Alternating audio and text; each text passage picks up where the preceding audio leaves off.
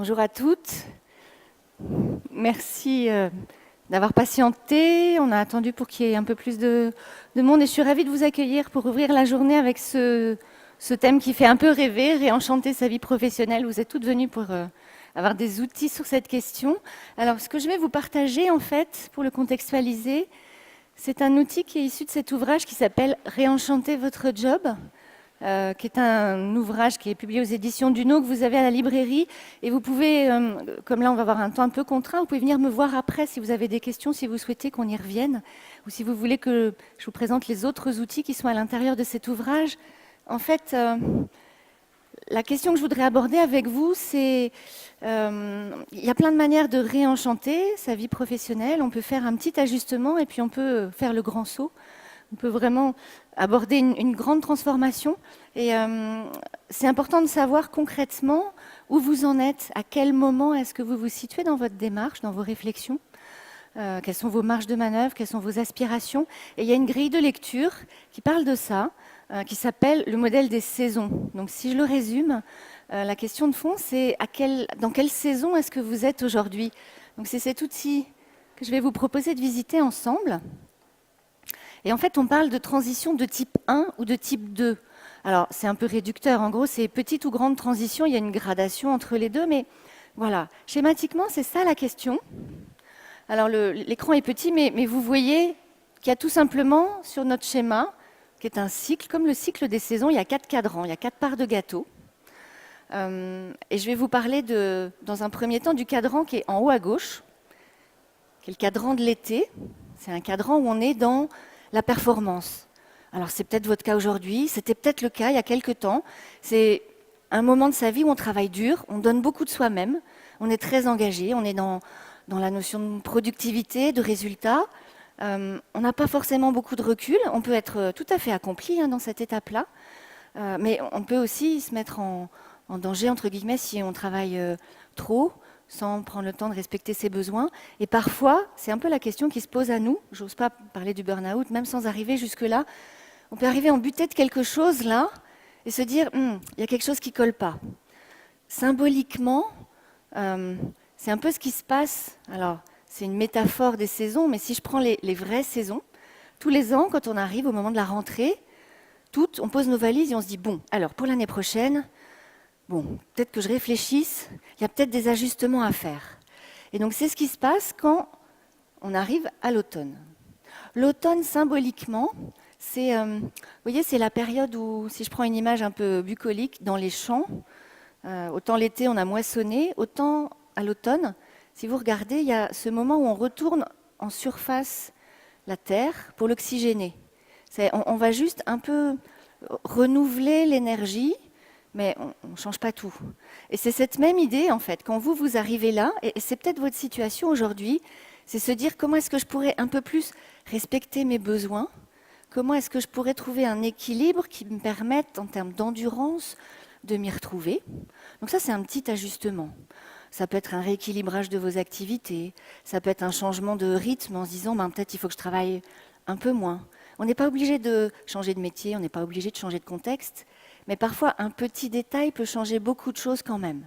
Et c'est ça qu'on va appeler la transition de type 1, où en fait, en ayant posé ses valises, pris un peu de recul, reposer un peu ses conditions pour sentir qu'on respecte mieux ses besoins, on peut y retourner. Donc on peut à nouveau être dans une étape où on va à nouveau produire, agir.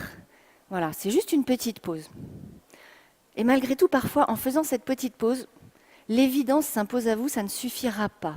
Alors parfois, par la force des choses, vous vous êtes arrêté, la mécanique s'est grippée, l'élastique s'est cassé, donc parfois c'est beaucoup plus radical. Et là, il vous faut non seulement poser vos valises, mais vraiment, face à vous-même, prendre du recul sur ce qui se passe. Et c'est ce qui va se produire quand on est dans cette étape-là, donc symboliquement l'hiver. Et à l'étape de l'hiver, on travaille davantage sur nos valeurs.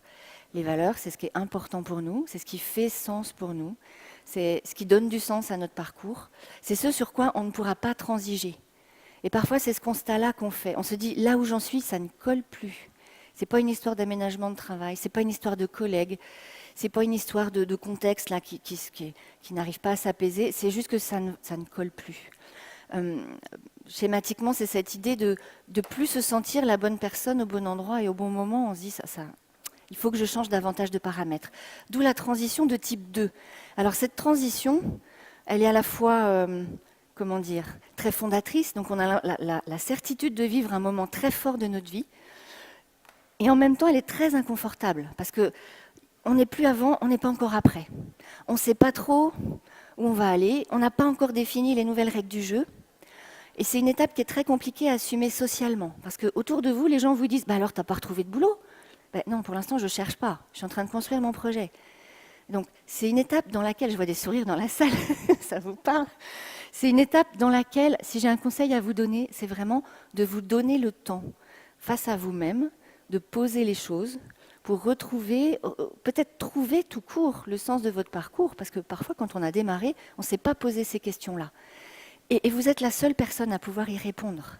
Alors, bien sûr, dans ce moment clé, c'est intéressant de vous faire aider, de vous faire accompagner, mais de toujours accueillir avec recul les bons conseils, aussi bien du coach, du consultant qui vous accompagne, que de votre entourage. Parce qu'il n'y a que vous qui savez. Et si je résume, cette étape-là, c'est un peu une étape où on se remet aux commandes, ce qu'on n'a parfois jamais même pris le temps d'imaginer, en fait. Donc voilà, c'est une étape qui peut être rapide. Parfois, on a déjà posé un certain nombre de choses. Et puis, quand on se donne cet espace-là, clac, clac, clac, tout est en place. Et une journée comme aujourd'hui, elle peut vous permettre de hâter le processus. Parce que justement, là, vous allez avoir plein de clés de lecture. Donc, ça peut être le catalyseur qui fait que ça avance vite. Et puis, parfois, c'est pas si simple que ça. Parfois, il faut prendre le temps de récupérer, d'être disponible intérieurement, disponible mentalement. C'est un exercice qui demande d'être très honnête avec soi-même.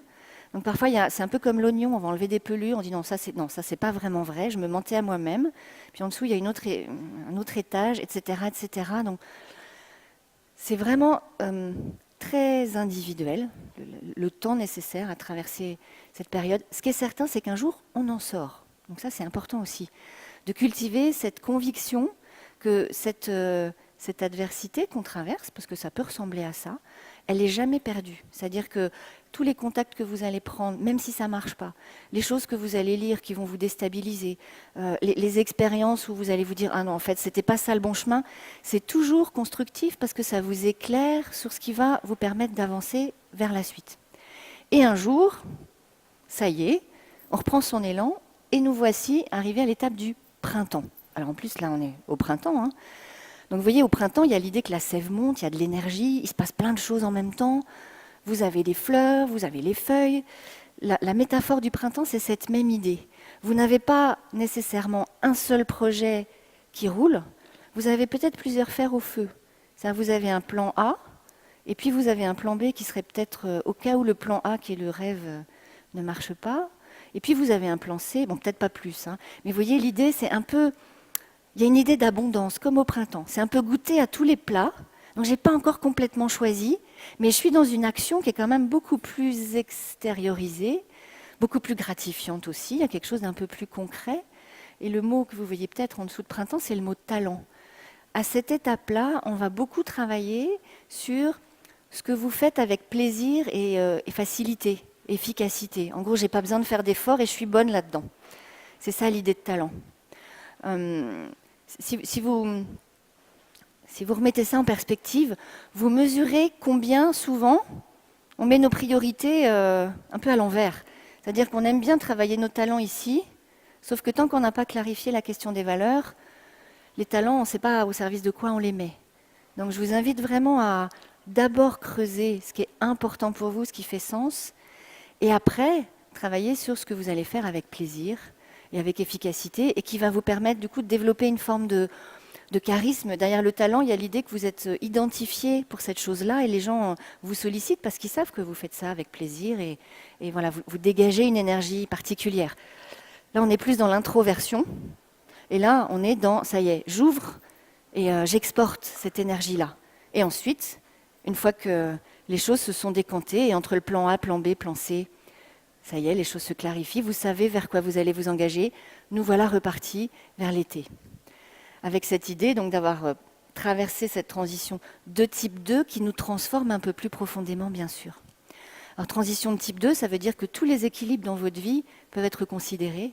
Donc, c'est intéressant aussi de l'avoir en tête. Jusqu'où est-ce que je suis prête à déstabiliser la machine? Ça peut être le projet de ma vie, mais qu'en pensent les gens autour de moi? Comment est-ce que je peux faire alliance avec eux? Parce que j'ai besoin d'eux. Mais parfois, faire alliance, c'est compliqué avec des personnes qui sont plutôt attachées à mes modèles précédents. Donc, il y a aussi cette question à dénouer. Et cette étape-là, elle sert aussi à ça, à vraiment poser les choses, pas seulement sur le champ professionnel qui est un peu la partie apparente de l'iceberg, mais sur tous les autres paramètres. Et alors quand je vous dis ça tout de suite, vous vous dites, oh là là, ça veut dire qu'on peut se mettre en danger personnel. Pas forcément, mais juste avoir l'idée que ce type de transition, on ne la conduit pas toute seule. On la construit toute seule, mais ensuite on la conduit avec l'appui des gens qui sont à nos côtés. C'est important d'avoir ça en tête. Voilà. Si je reformule ce que je vous ai dit avec des phrases sur la gauche de l'écran, la question de fond, c'est est-ce qu'aujourd'hui je suis venue chercher un simple ajustement ou une réelle transformation, quelque chose d'un peu plus approfondi? Jusqu'où est-ce que je suis prête à bouger les paramètres? Et puis, la question derrière, c'est quels sont les enjeux? Vous voyez, derrière le mot enjeu, c'est qu'est-ce que j'ai à gagner, qu'est-ce que j'ai à perdre? Et c'est vraiment ça l'idée. On dit pas d'enjeu, pas de motivation. On va pas tout envoyer promener pour le plaisir de jouer, ça c'est pas vrai. Donc, l'une des questions qui peut être éclairante pour vous, c'est qu'est-ce que je mets dans la balance en fait? Et parfois c'est limpide, parce que vous vous dites non, mais ça c'est plus possible, et je veux gagner ma liberté, mon autonomie, mon indépendance. Voilà, je pourrais vous expliquer le contexte dans lequel moi j'ai écrit cet ouvrage. En début de parcours, moi je suis ingénieure, donc j'ai travaillé plutôt dans le domaine technologique, et puis la dimension humaine s'est imposée à moi, et pas à pas j'ai commencé à accompagner des personnes. Et puis je me suis dit, non seulement je veux accompagner les personnes, mais je veux les accompagner librement. C'est-à-dire que je ne veux pas rentrer dans un cadre qui serait préformaté, parce que pour moi, chaque situation est différente. Donc, j'ai travaillé d'abord dans des cabinets, conseils, bilan de compétences, et puis ma vraie transition de type 2, c'est quand j'ai monté ma propre structure, où là j'ai décidé de définir mes règles et de travailler autour de ce qui est positif. Donc tout ce qui est psychologie positive, vous voyez, mon diaporama est rose, j'aime bien le rose, un peu pour impulser cette énergie. Mais ça, j'ai pu le faire quand j'ai posé les choses en disant, maintenant, c'est mes règles que j'ai envie d'incarner, et c'est ce qui va me porter maintenant. C'est vraiment ce même parcours que je vous invite à traverser aussi. Même si dans certains cas, on se dit, c'est risqué, c'est transgressif, qu'est-ce qui va se passer? Si vous êtes au bon endroit, il va forcément se passer quelque chose de constructif, ça c'est certain. Donc, quels enjeux? Quel est le levier le plus approprié? En fait, tout à l'heure, on a passé en revue besoins, valeurs, talents. Déjà, autour de ces trois aspects, ça peut être intéressant de voir ce qui résonne le plus pour vous. Est-ce que c'est mieux respecter vos besoins, ou est-ce que c'est vraiment redonner du sens, ou retrouver le plaisir dans ce que vous faites? Vous allez me dire, c'est peut-être les trois. La question du levier peut vous éclairer. Et puis le temps, le rapport au temps, quel est le degré d'urgence pour vous? Quelles sont vos marges de manœuvre? Parfois, on sait qu'on a beaucoup de temps, pour des raisons qui peuvent être financières. Parfois, on est contrainte par le temps. Forcément, c'est aussi ce qui peut vous amener à peut-être ne faire qu'une transition de type 1 aujourd'hui. Il y a la grande question des enfants qui grandissent. Parfois, on se dit, c'est peut-être pas le moment. En même temps, si on se le dit tout le temps, ce sera jamais le moment. Mais parfois, de manière réaliste, c'est pas le moment. Voilà. Donc, quelle marge de manœuvre est-ce que vous pouvez vous donner en termes de timing? Et puis, ce que j'ai évoqué à plusieurs reprises, là, dans vos réflexions, je vous invite à vous demander si vous raisonnez plutôt en référence interne, c'est-à-dire pour vous-même, ou en référence externe, c'est-à-dire pas forcément en conformité avec ce qu'on vous dit, mais quand même en étant extrêmement attentive à ce qui vient de l'extérieur. L'idéal, évidemment, c'est d'aligner les deux. C'est que ce qu'on vous dit à l'extérieur, vous puissiez en accueillir la partie qui va coller avec ce qui résonne à l'intérieur. Et là, vous saurez que vous êtes au bon endroit. Je voulais aussi terminer avec une image un peu plus métaphorique. Quelque chose qui fait la différence dans ce genre de contexte, de transition, c'est de cultiver la confiance et d'entraîner son regard à voir ce qui va bien. Même quand on a l'impression qu'on rame et qu'il n'y a pas grand-chose qui va bien, il y a toujours des petites choses qui peuvent être là pour venir vous ressourcer. Et donc il y a cette idée de choisir de regarder ce qui va. Donc il y a des exercices que vous connaissez certainement par cœur, qui consistent à nommer tous les matins les 3 choses dont vous vous réjouissez pour la journée, ou le soir de nommer les 3 choses qui vous ont nourri dans la journée, vos fiertés, vos réussites. Ça semble extrêmement cheap comme exercice et c'est extrêmement profond et puissant. Donc je vous invite aussi dans cette situation de transition à consciemment vous mettre dans une discipline positive, de regarder ce sur quoi vous pouvez vous appuyer, même les toutes petites choses. Le fait d'être venu aujourd'hui, le fait d'échanger avec des gens qui vont vous inspirer, le fait de vous appuyer sur des bons moments du quotidien, c'est ce qui va aussi nourrir votre réflexion professionnelle. Donc là, on a vraiment une responsabilité particulière en termes de discipline positive. Voilà, qu'est-ce qui me ressource? Qu'est-ce qui me met en mouvement? Et c'est cette, comment je vais dire, cette légèreté qu'on trouve à cultiver le positif qui peut vous permettre de vous rendre disponible. C'est-à-dire que les opportunités, parfois, elles sont à côté, mais on ne les voit pas.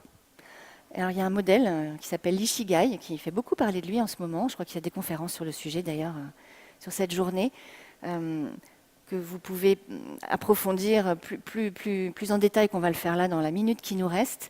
Mais dans ce modèle, on nous dit, voilà, l'idée c'est de concilier ma passion, ma mission, ma vocation et ma profession. Et au milieu, il y a cet endroit où vous allez vous sentir la bonne personne au bon endroit et au bon moment. Et ce qui peut vous aider, c'est de cultiver les alliances, ce qu'on évoquait juste avant, d'être disponible aux heureux hasards. Alors je vous invite aujourd'hui à être dans cette curiosité, se dire, tiens, c'est drôle, cette personne me parle de ça. Et puis, il y a une autre personne qui me le dit autrement, mais c'est la même idée. Vous voyez, c'est juste vous autoriser à faire des liens et se dire... voilà, on dit le hasard ne favorise que les esprits préparés. Ben, c'est un peu ça l'idée. Hein. Vous dire, je ne sais pas s'il n'y a pas de hasard, ça c'est un peu tarte à la crème de dire ça, mais se rendre disponible à tous ces indices. Et ça va vous permettre d'ouvrir le champ des options et je pense de toucher les opportunités inattendues, mais qui sont probablement pour vous aujourd'hui. Je vous remercie pour votre attention. Si vous souhaitez poursuivre l'échange, je ne sais pas si on a un petit peu de temps pour des questions. Super, donc on a un peu de temps pour des questions. Et si jamais j'ai pas le temps de traiter toutes les questions, donc moi j'ai mon stand, la société c'est Consonance & Co. Et juste après là vous avoir quitté, je fais des dédicaces à l'entrée autour de mon bouquin. Vous pouvez venir même si c'est pas pour acheter le bouquin, mais pour échanger bien évidemment. Le micro est au fond de la salle. Je suis à votre écoute pour des questions. On a une petite...